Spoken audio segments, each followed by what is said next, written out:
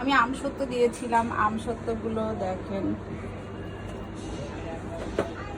অনেকটা শক্ত হয়ে গেছে।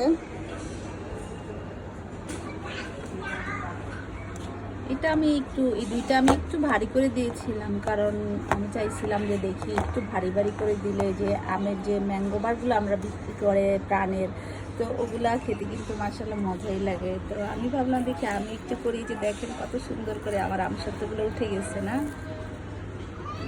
এটা খেতে কিন্তু অনেক টেস্টি, ইয়ামি ইয়ামি।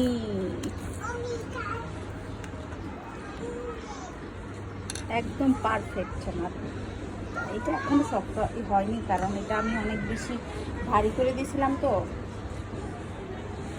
রোদটা অনেক পড়ছে, তো ভাবলাম যে এখানে বারান্দায় দিয়ে দিই। বারান্দায় দিলেই কিন্তু অনেক একদম পারফেক্ট আমসত্ত্ব হয়ে যায়। আমার বাসাতে এগুলো বানানোর সাথে সাথে খাওয়া হয়ে যায়।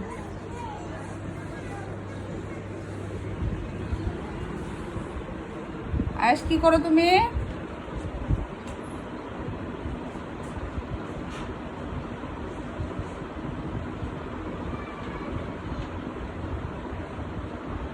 কি করতেছো?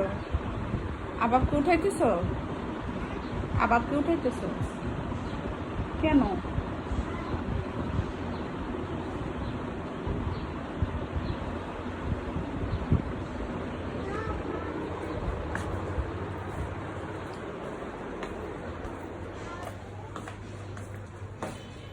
হালিমা অন্ধকার কেন? রুটি কত দূর হয়েছে? পড়ছে এটা জাল বাড়াইছে এই জন্য। বানাও, তারপর রান্না বান্না শুরু করি।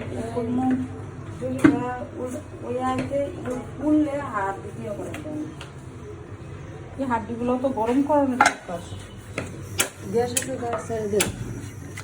আস্তে সরো।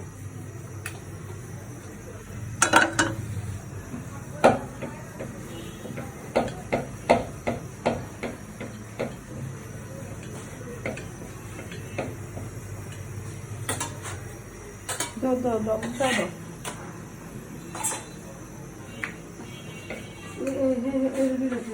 হ্যাঁ হয় না, চাপ দাও চাপ দাও।